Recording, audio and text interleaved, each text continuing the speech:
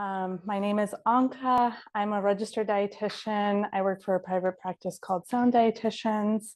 And today we are talking about healthy snacks that you can make easily or grab to go as well. But before we get started, I want to thank our sponsors, Skagit Regional Health, and thank you to Stilly Valley Health Connections for hosting today. So we have quite a few recipes today. We're going to start with the spiced nuts because those need to go in the oven to cook a little bit. So we're going to start there and work our way through the rest of the recipes. Okay, so I already have in my bowl some pecans and almonds. I'm going to measure out the pistachios, cashews, and the pumpkin seeds. So the key with any nut recipe that you are going to be baking or cooking, you want to make sure that your nuts are raw. And part of that is when we cook them, the oils, they oxidize. So if you buy a nut that is already cooked, you're basically double oxidizing those oils. So you want to start with the raw nuts, and you'll see there's a little note there that says your nuts should be and seeds should be raw, unsalted to start with. So I threw in my cashews. I have my pumpkin seed. Yes, pumpkin seeds. Just had to make sure. So we're doing a double batch of these. So I'm doing about 2/3 cup of all of these. But you could also just use a variety of different nuts and seeds, whatever you would like to use. I think the only ones that would not work well in this specific recipe would be something like a hemp seed and a chia seed, and a flax seed, because they're pretty small and you can't like really pick them up that well. So you want something that's a little bit bigger. Okay, so I got my cashews, got my pumpkin seeds. I keep thinking sunflower seeds. They're not, they're pumpkin seeds. And then my pistachios.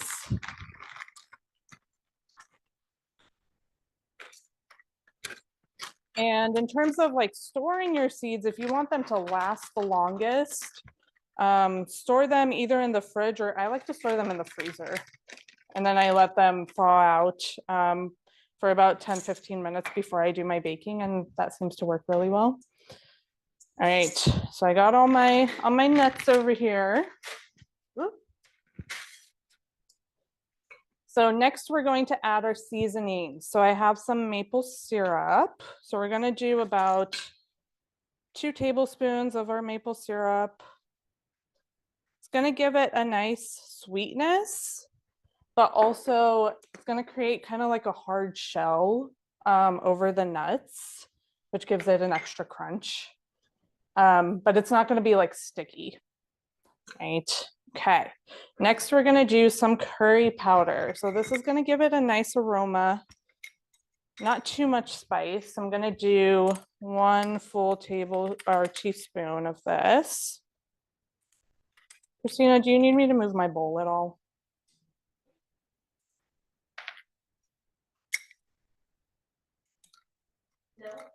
Okay. Okay. All right, we're gonna add a little bit of cayenne. So this recipe calls for 1/8 teaspoon. I think I'm gonna stick to 1/8 just so that it's not too spicy. So I'm not gonna double it like I did with all of the other ingredients. I feel like even 1/8 teaspoon should give it like a little bit of a kick without the burn.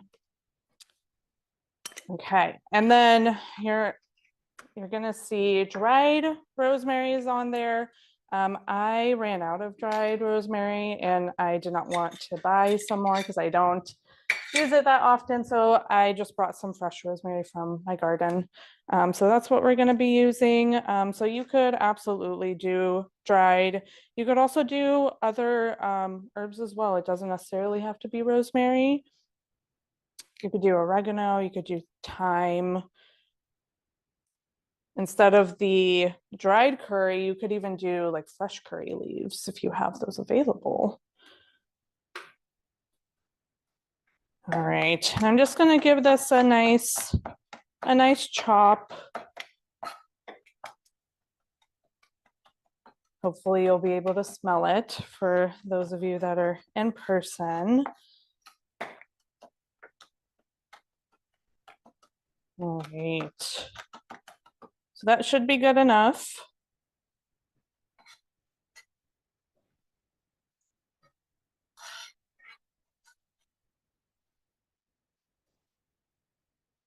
All right, just gonna move this out of the way. If you're using fresh, do you use more or less? So technically more, because dried is going to have a more concentrated flavor. Yeah. All right, and then we're gonna add some salt. So none of these nuts are salted. So I'm just gonna do about a quarter or half a teaspoon. We're gonna do half a teaspoon. We don't wanna make it too salty. All right. And then I'm gonna give this a nice toss so that these nuts get coated in all of those seasonings and the maple syrup as well. And you could use some cooking spray on your baking sheet. I like to do parchment paper just for ease of cleanup. Okay, I think that's pretty good. I can see all of the nuts and the seeds are nice and shiny, so they're coated in that maple syrup. So I'm gonna see if how much I can fit on one sheet. So you want to do a single layer so that they get nice and caramelized. I think I'll have to use 2 baking sheets. We'll see.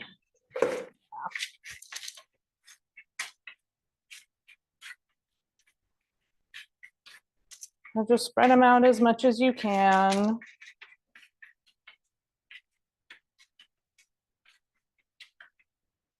Doesn't that look beautiful? All the different colors. Okay, I got that one.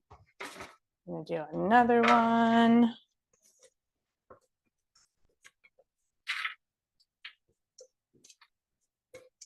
All right. So these are a nice little savory snack.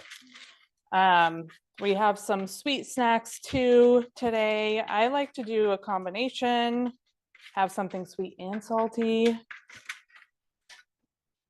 Okay, these are a little more spread out. All right, so I'm gonna throw these in the oven. I already preheated it to 325 degrees.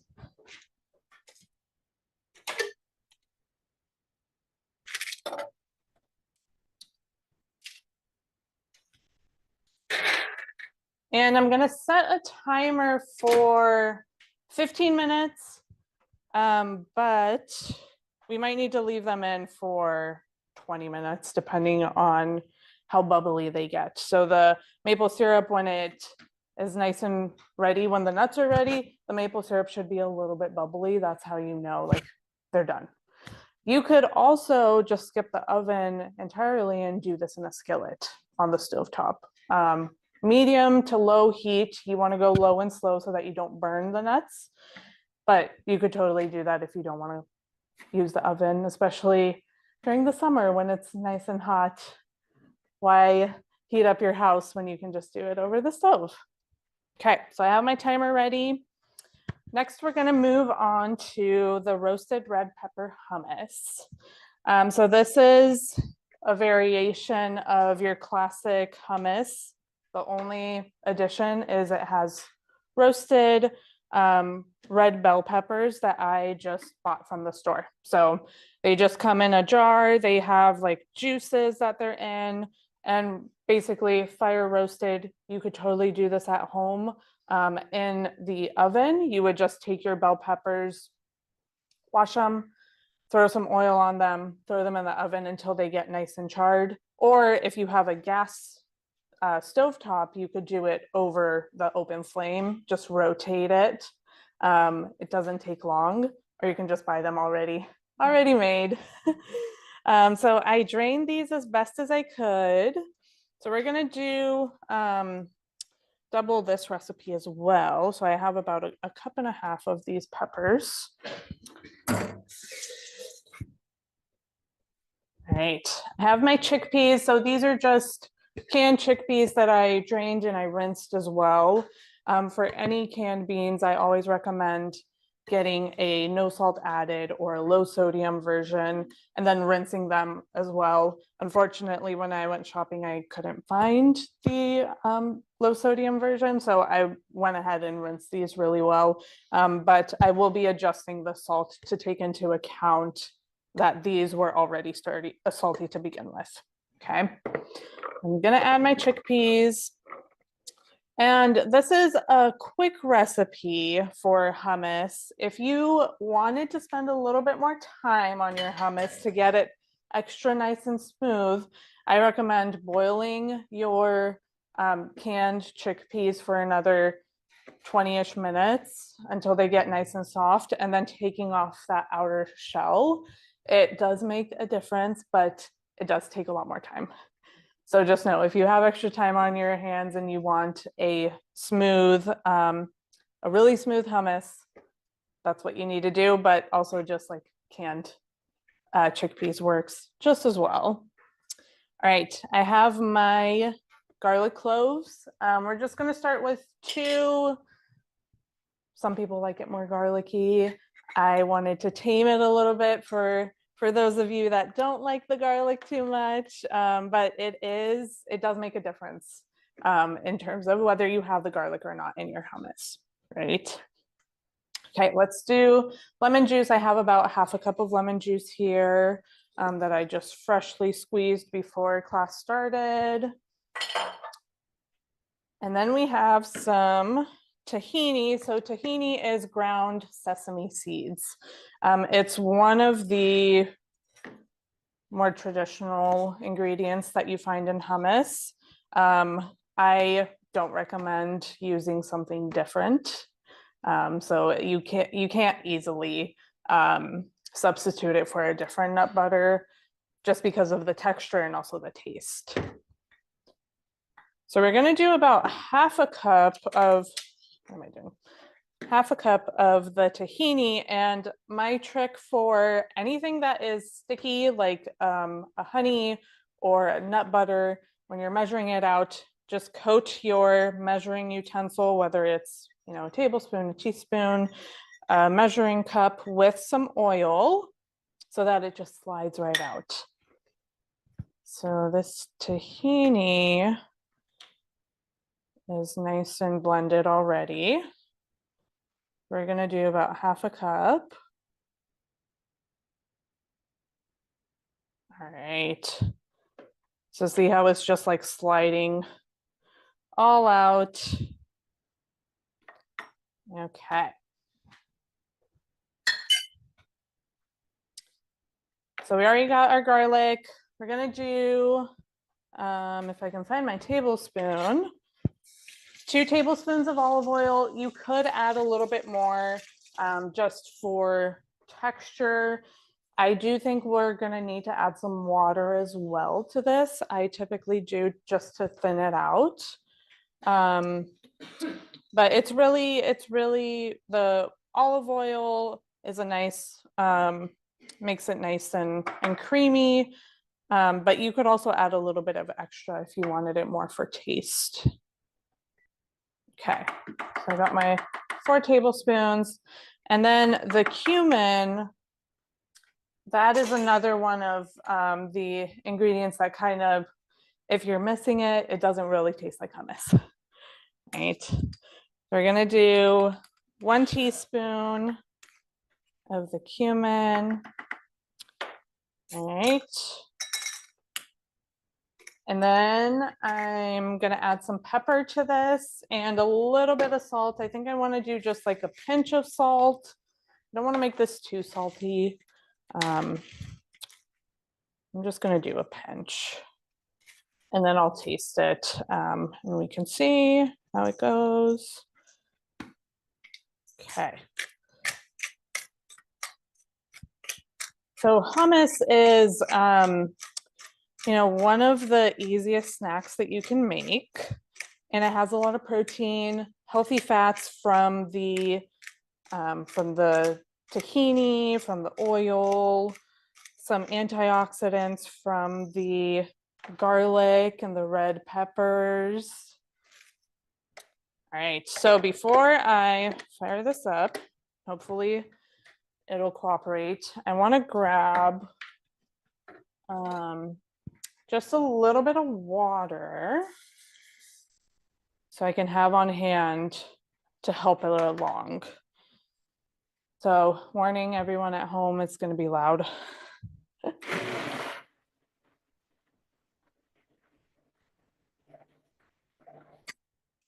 No, it doesn't like it when I do that. Oh, okay.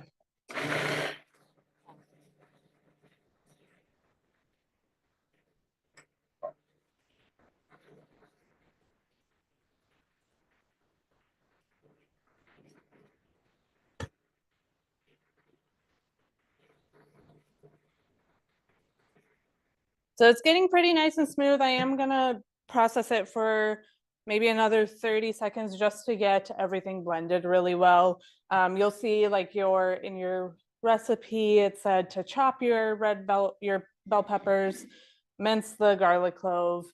You can also just let the food processor do all the work. That's why you paid the money for it to do the work for you, okay?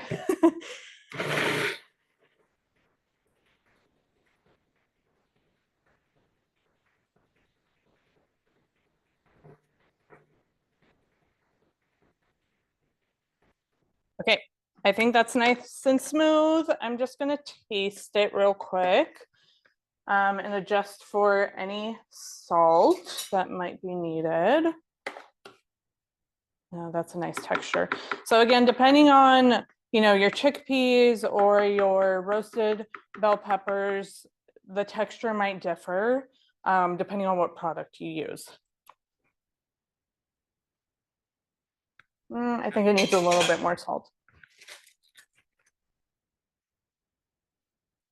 When I tested this at home, my bell peppers weren't as juicy. I just bought like jarred ones. So it was a little dry. But these ones I got from Trader Joe's and it looks like they're a little more plump.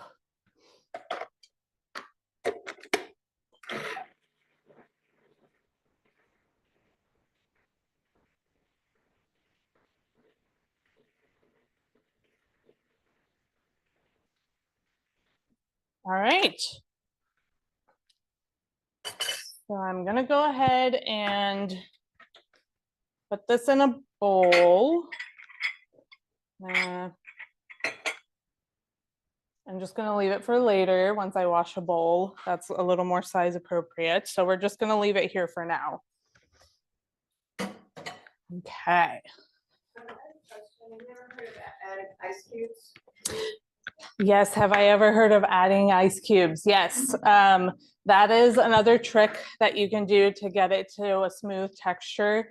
I would recommend doing that if you know that your food processor can handle it. So I didn't want to do that today because this is not my food processor and I don't know if it'll handle it and I don't want the blades to fall apart. So, it shouldn't, but that is, yes, another trick. You will see that trick being used a lot in like traditional restaurants that make hummus. Just throwing 1 or 2 ice cubes while you're processing it. It thins it out like you would with water, but there's something about just the ice that makes it a lot smoother. The air pockets in the ice. Yeah, that sounds about right. Yeah. How long will the tahini last once it's open? So the tahini, how long will it last after it's open? So a couple of months for sure.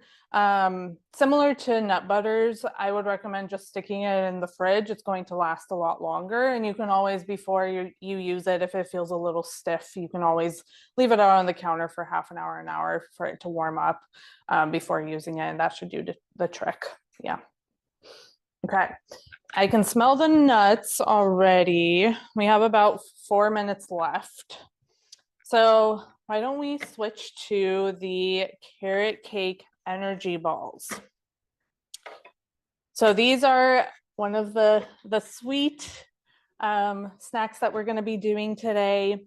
This is a really fun one. Energy balls are awesome because you can do whatever flavors you want, and you can make them savory too.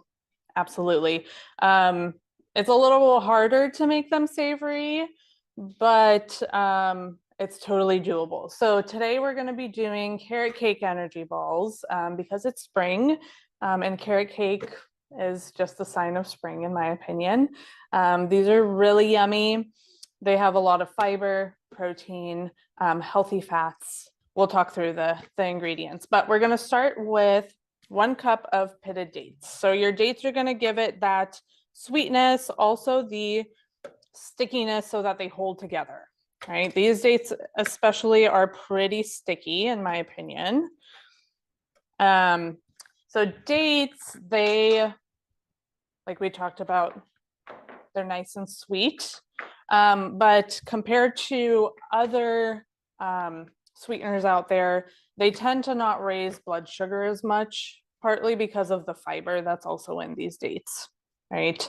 So they can be a really good substitute if you're having issues with your blood sugar. All right, next we're gonna do old-fashioned oats, if I can find my half cup. We're just gonna use this. So you want to make sure that your oats are, you want them to be rolled, not instant, not steel cut. Otherwise, you're not going to get the correct texture for these guys. So rolled old-fashioned oats is the way to go. Okay. These are just halved pecans. I wanted the food processor to do its work and chop them for me. So it doesn't necessarily need to be chopped by you. And then I have 1/4 cup of the chia seeds. So chia seeds and the pecans both have protein. They also have healthy fats. Chia seeds especially are high in omega-3 fatty acids. They're a really good source of that. Other omega-3 fatty acid foods are your fatty fish, so things like salmon and trout. Those cold water fishes have a lot of omega-3s, and then your plant sources are going to be your chia seeds, hemp seeds, flax seeds, and then things like walnuts, pecans, other nuts as well. Okay, I'm just going to pause a moment because I can really smell those nuts, and my timer is about to go off. So I'm just going to switch gears a little bit because I don't want these guys to burn.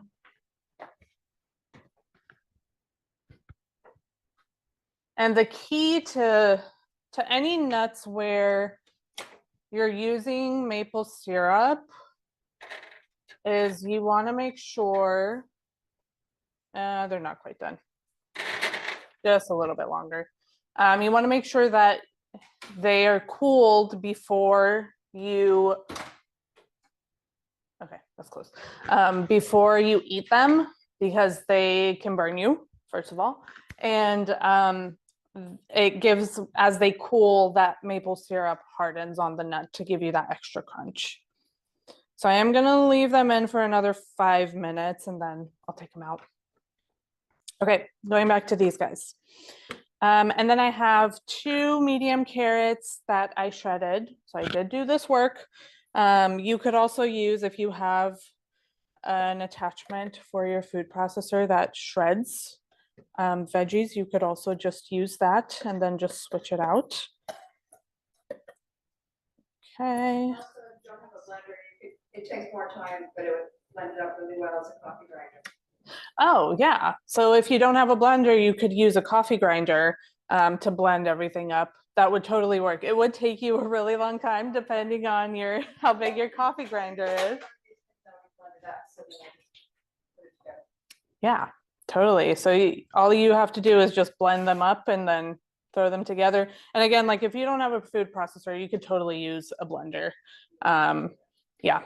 Okay, so I got my carrots. We're gonna do some vanilla extract. So the carrots are gonna give it some nice fiber and sweetness. It's also going to moisten the energy balls so that they don't feel dry, right? Especially from the oats. And then spices. So I have some ground cinnamon. I have some ginger, ground ginger. You could also use fresh ginger if you wanted, and some ground turmeric. So I'm just going to add those in.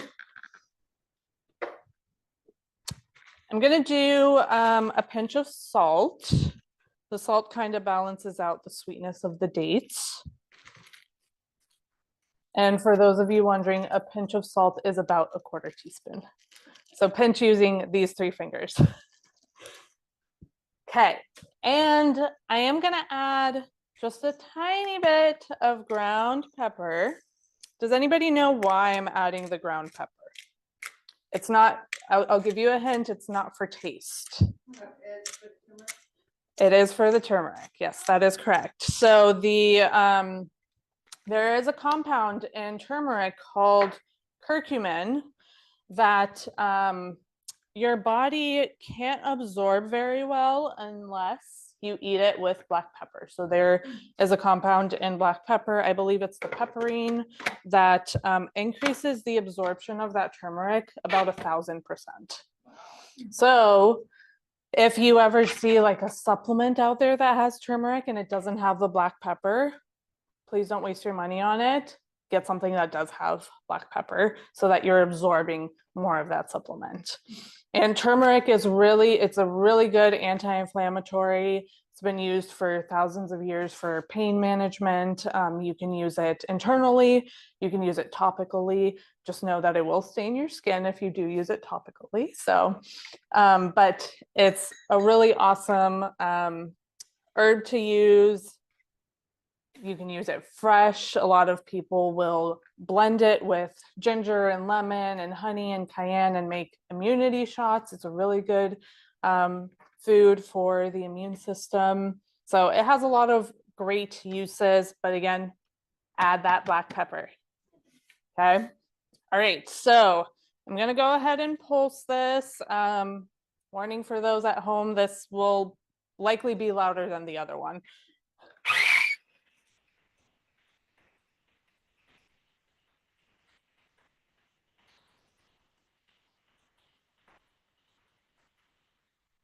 Now, the thing with my food processor is the chia seeds like to get stuck up in the lid and they like to make a mess. So just know that is what I'm doing here. I'm trying to get all these chia seeds down. And basically what we're looking is for it to form somewhat of a paste. Again, as I'll use a cookie scooper to kind of measure them out and then use my hands to form them. But we just want to make sure that the dates are kind of blended as much as they can be so that they do stick together.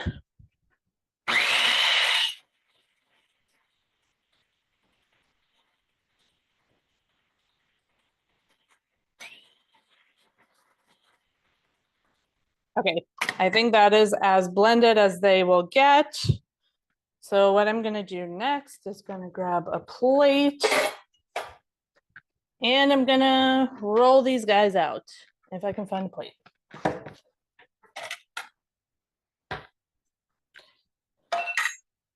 And that's my timer. We're gonna pause a second. Wanna pull these nuts out.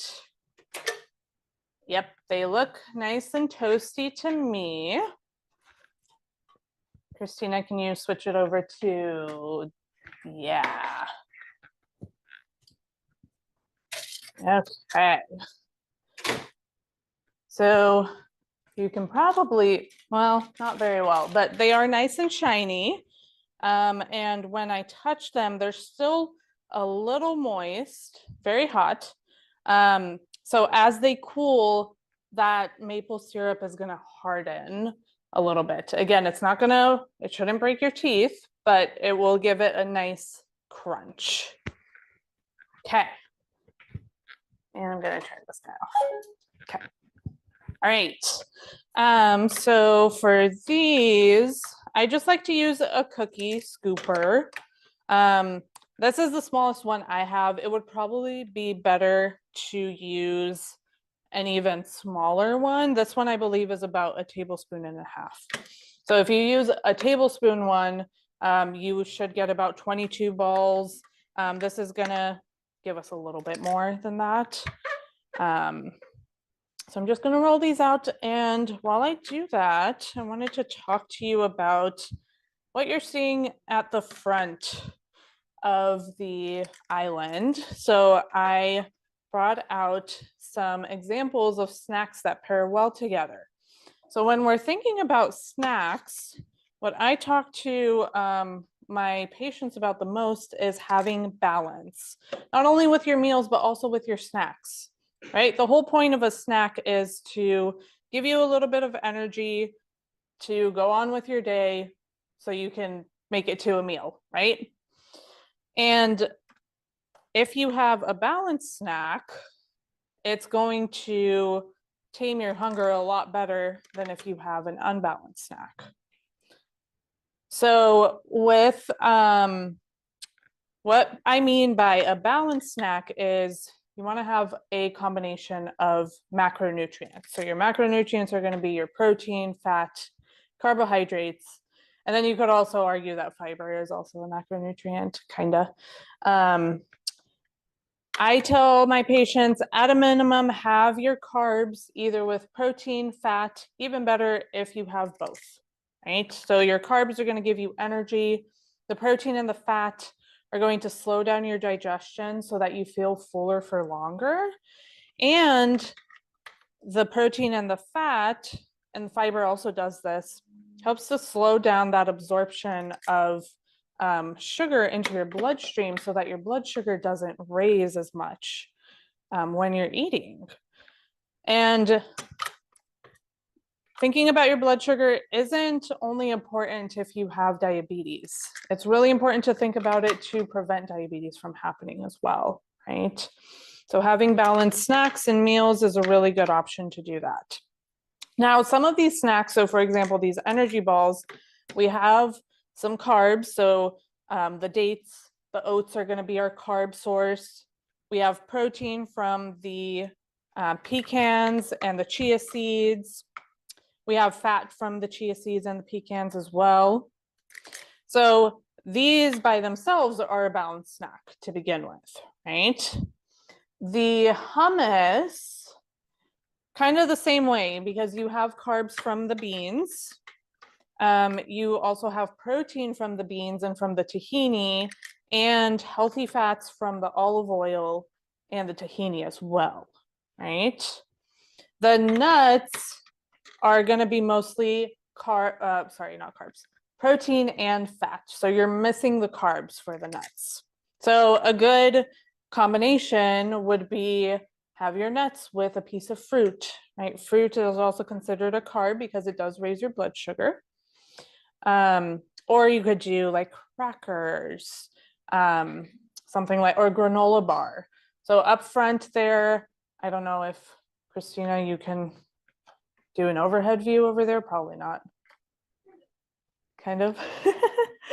So I just put out some examples of some snacks that I typically do when I'm in a rush and I need some balance. So I have a granola bar and a meat stick. I have a peanut butter with a banana. You could also do an apple instead. And then I have some multigrain crackers with, I believe, a cheese stick up there. So those are all good examples of balanced snacks to give you that extra boost until you can make it to a meal. And similar to when we're talking about balanced snacks, so a balanced meal, you would have the exact same thing, just some vegetables would be a good idea. And you could also do vegetables for a snack as well, but vegetables typically don't have enough carbs to give you enough energy. So I would always recommend either doing something that has some carbs like a hummus, or having, you know, some crackers or something on hand to also combine it with. Do you have any experience soaking nuts and then drying them out or dehydrating them? I've heard that's really good for absorption. So the question is about soaking nuts and then drying them to help with absorption. So I think there's mixed research out there if that helps or not. If you have the time, I don't think it hurts at all.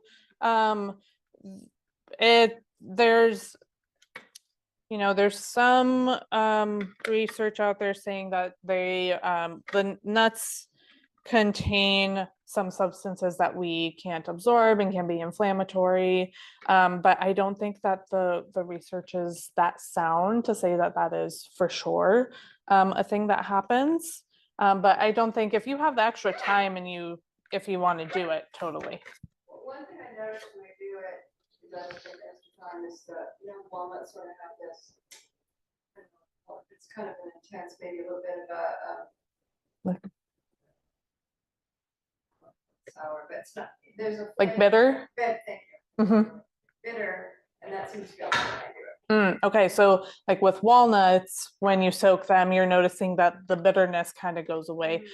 And that totally makes sense, right? So it's probably the water is pulling out other water soluble components, right? And it's likely that the bitterness is caused by one of those water soluble components that is just being leaked out into the water. So it improves the taste. Yeah. Yeah, and I think with anything really that has a strong taste, you know, some people notice it more than others, depending on how your taste buds have evolved over the years. So if you're noticing that your nuts are tasting a little bit bitter, you can totally try that and see if it helps. Yeah. Yeah. All right. So the last thing we're going to do, so here are the energy balls. Where do you want me to put them? Okay, I'll just leave them there. Now they're really nice and cute, colorful with the carrots. I would say if you wanted to do like a savory version, I would recommend, you know, skipping the dates and just doing like a cashew butter or an almond butter, or something that's not as sweet, and then adding some savory notes to it with nuts as well. You could do like herbs similar to what we did with the baked nuts. But there's so many, if you just Google energy balls, there's so many different flavor variations. And a lot of them taste really, really good. I hope you like these ones. We'll taste them later, but I'm just going to move them up here so I can move this food processor out of the way, and then we're going to do the smoothie. So fair warning, when I left this morning, I had this feeling that I was forgetting something and I couldn't quite put my finger on it. And I forgot to grab spinach for the smoothie. So I was right that I was forgetting something. So we're just gonna skip the spinach. I have the other ingredients though. Oh, okay. I don't know why that was on. All right. So let me just grab, I have some Greek yogurt in the fridge and then some frozen peaches in the freezer.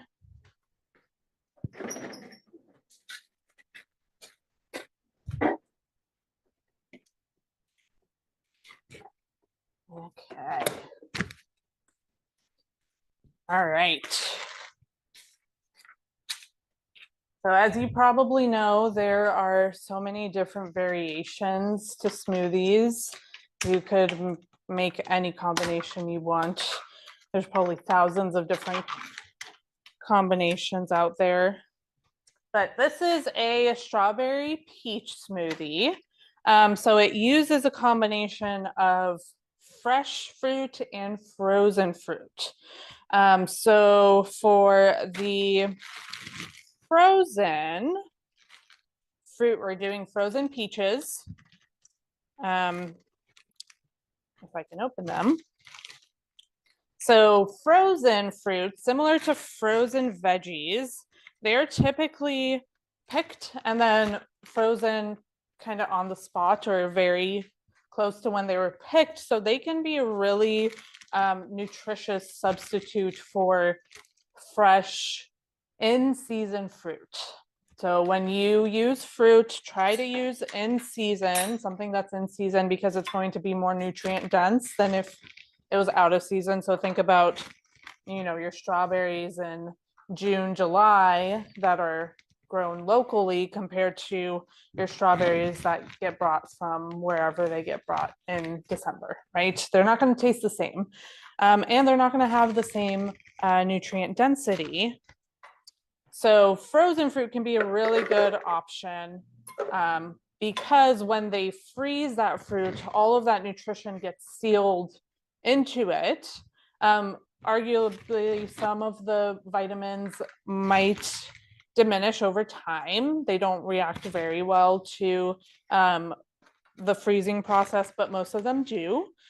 So they can be a really good option and a cheaper option oftentimes to fresh fruit.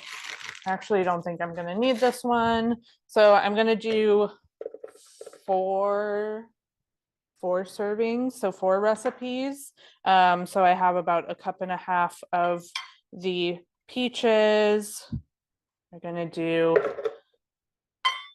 about half of these strawberries. I'm gonna throw in 2 bananas.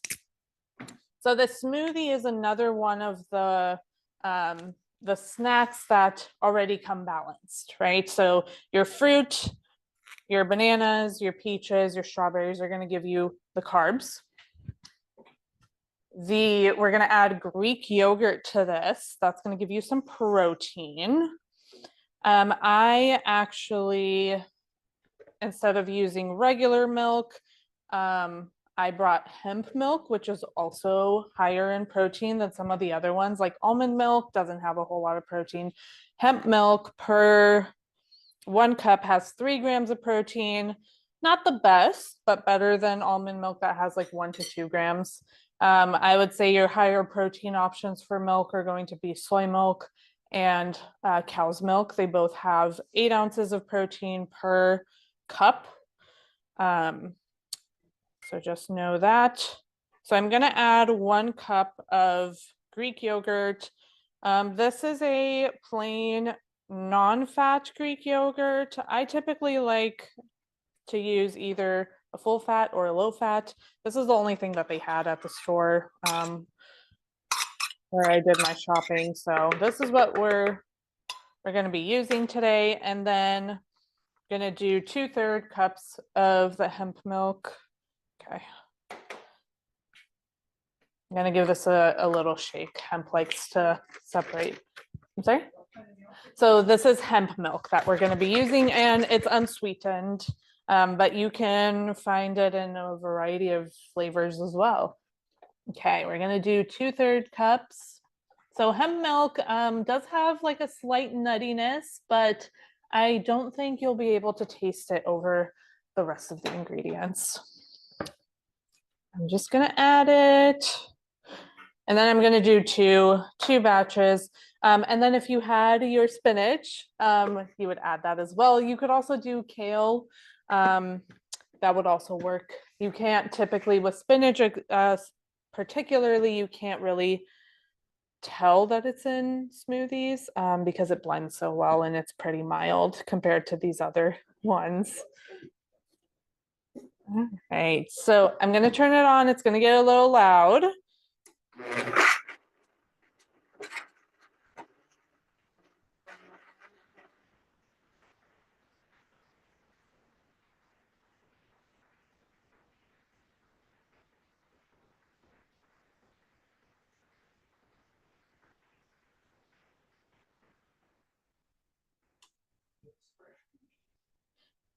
Could you use fresh peaches? Totally, you could.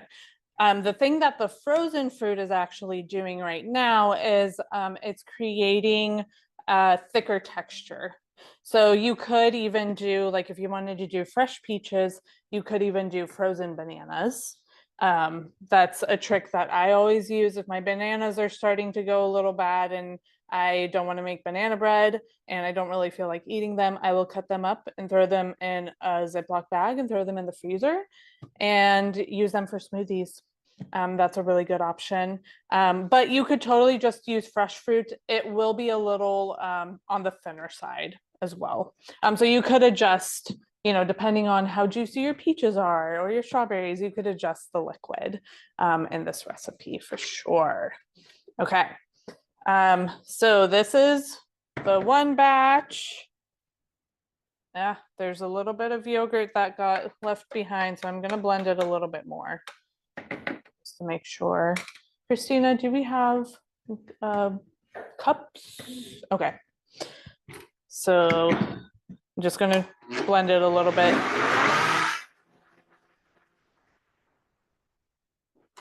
And honestly, even if you added the spinach, it should still be this really nice pink color. And again, you can't taste it. So why don't I, oh, go ahead. Any opinions on what to look for in a protein powder puree? Yeah, so any opinions about what to look for in a protein powder? So there's a couple of things that I look for. One is I look for how much protein it has and how many grams of carbs it has. Most protein powders out there don't have an excessive amount of carbs, but what I'm looking for is I want the protein amount to be at least half of what the total carbohydrates is. So for example, if you have, and this applies to any product like a flavored yogurt, like a protein bar, a pre-made smoothie. So what I'm looking for is the total carbs to be double of what the protein is basically. So if you have 30 grams of total carbs, you want at least 15-ish grams of protein, right? The majority of protein powders out there are going to have 20, 30 grams of protein and only a couple of carbs. So most of them are fine. I think also looking for, do you want a vegan protein powder? Do you want a dairy-based protein powder? Some people can tolerate like a whey protein better than a pea protein or the other way around. So kind of playing around and seeing how you tolerate those things. Another thing that I look for is whether or not it has artificial sweeteners, particularly erythritol. So erythritol is a sugar alcohol that they've done a little more research on in the last couple of years. And some of the more recent studies suggest that it does increase your risk for blood clotting. So it increases your risk for things like heart attacks and strokes. So in the nutrition world, we're kind of telling people to stay away from erythritol until we have more research studies coming out suggesting whether it's safe or not. But those are kind of like the main things that I look for in a protein powder. And then also looking to see if they are third-party tested. So you will see this either as a certification on the label, or they will, if they do third-party testing, they will mention it on the company website. What third-party testing does is it's basically testing the product to see if what is on the label is actually in the product, especially those ones that have like added vitamins and minerals. And then it's also testing for contaminants like heavy metals, other types of contaminants to make sure that they're safe.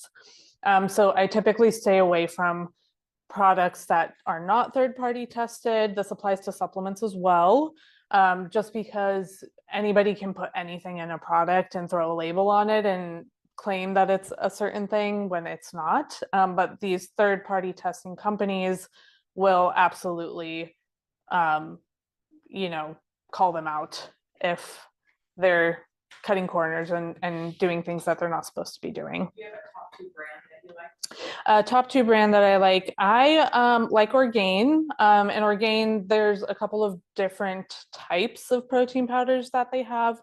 And they have vegan protein powders as well. So that's something that I tell my patients about. Some other ones, I would say like Vital Proteins.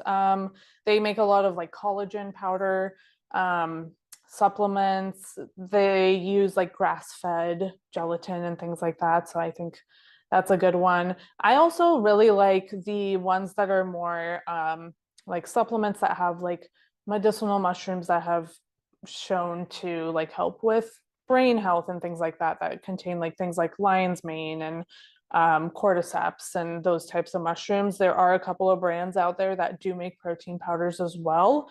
And I think like Four Sigmatic is a pretty big brand. They do some third-party testing as well. So those are kind of the products that I typically recommend. Yeah. What about as an alternative, just maybe some nut butter, maybe, and hemp seeds and chia seeds and then something like that? Yeah, so as an alternative, you could use nut butter, chia seeds, hemp seeds, flax seeds for sure. If you didn't have nut butters, you could throw in, if you had like a good blender, you could throw in whole nuts and blend them up. Totally, like you don't necessarily have to rely on you know, the Greek yogurt. Like Greek yogurt is going to have a lot of protein too. This one has 17 grams of protein per 3/4 cup. So that's a good amount. So you don't necessarily need to use a protein powder. You can rely on other protein rich foods to get what you need. Yeah, absolutely. Yeah. What other questions? I have a question about lion's mane. Mm-hmm. So I went to the farmer's market and I got some dried lion's mane mushrooms, and then I tried blending them up because it says on the package you're not really to eat. I think it's more like powder or soda, maybe tea or whatever. So then what you have, then I guess you could strain them. I haven't tried it. You can strain it because you get some pieces, and then you could put it in the smoothie. Yeah, so for lion's mane that you get dried, and you can absolutely like soak them and make a tea, and you could even like drink the tea or add that liquid to your smoothie. Or you could even use a coffee grinder to grind it into a powder and just add that to your smoothie as well. I tried that, and it's kind of a lot of stuff. You have to kind of strain it out. Okay, so you've tried that and it's a little like gritty. Yeah, so you could just like sift through it and see if that helps. Yeah, or you could also buy just a lion's mane or a mushroom powder that's already blended through. There are a lot of like different powders and companies that do that out there. I would say for mushroom powders specifically, so again, being a little cautious about those as well, looking at the label or on their website to see if they use the fruiting body. So that's what you want to look for. It should mention it somewhere on the label or on the website. And why that's important is if they're not using the fruiting body, so the fruiting body is the mushroom that you see, right? So like your regular like brown mushrooms, it's the mushroom that they sell at the store. If they don't mention that, it's likely that they are also blending up the whatever the mushroom is growing on and using like the roots, the mycelium, and you're not going to get as much potency from that product because most of it's going to be sawdust basically. Yeah, so some of those, like especially the cheaper mushroom products, they will typically cut corners that way and use the sawdust instead. They're dry and they look white, then I'm assuming it's just Yes, if they're dried and they look white and they kind of resemble a mushroom, yeah, you can, that's gonna be the fruiting body of the mushroom. You would actually see like the sawdust. And some of these products too, like even when you buy them, you might see at the base of the mushroom there is some sawdust that remains, and that's just a normal, that's how they grow. But it's really when you have, you know, the majority of your product is sawdust that's blended in and you can't tell, that's when it becomes an issue, right? Yeah. Another question. Just a couple terminologies.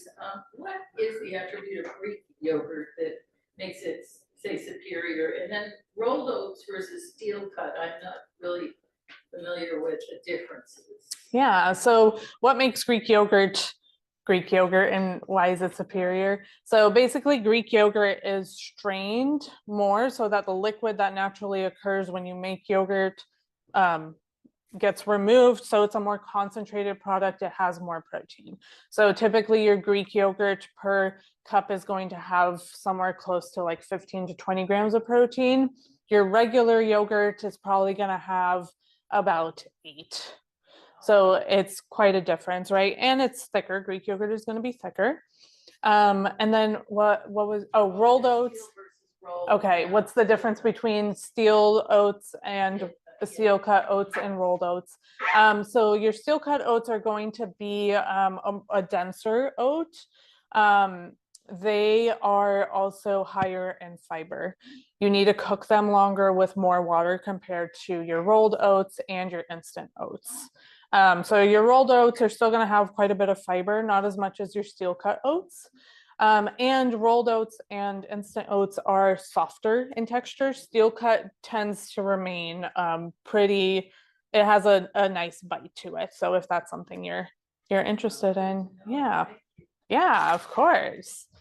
So Christina, any questions from our folks at home? No. Okay. I wanted to add something to the steel cut oats. I find that when I make them, you're supposed to cook them like for a half hour. Or something. Right. And then if I refrigerate them, it's like then even the next day, maybe even the week, they're softer.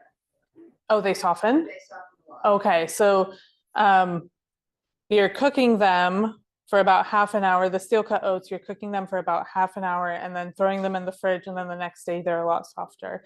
Yeah, so it could be that the liquid that they're being soaked in kind of softens them out over time, right? And that is kind of typical of oats too.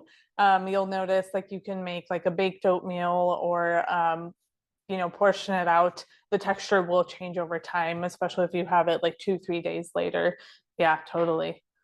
Actually makes the rolled oats in the slow cooker overnight. Oh yeah, you can totally make rolled oats in the slow cooker overnight. Yeah, that's work smarter, not harder.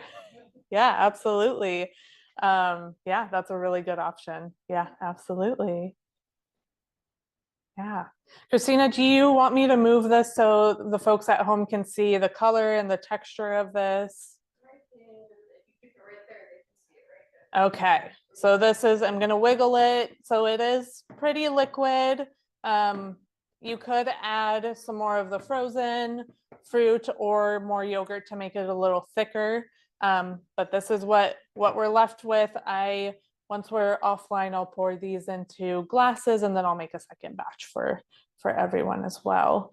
But yeah, that's about it. Thank you so much for joining us today. I hope you get to try these recipes for those of you at home, and come back for the next class in June. We're in May. Yeah, thank you so much.